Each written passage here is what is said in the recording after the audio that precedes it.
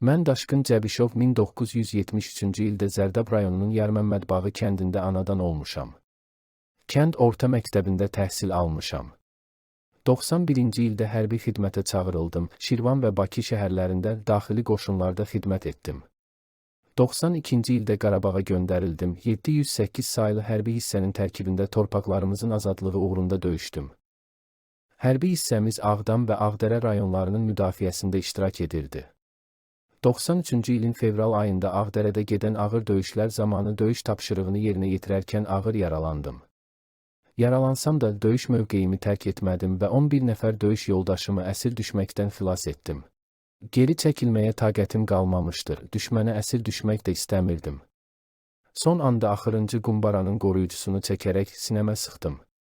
Şəhid olmağı əsir düşməkdən üstün tutdum.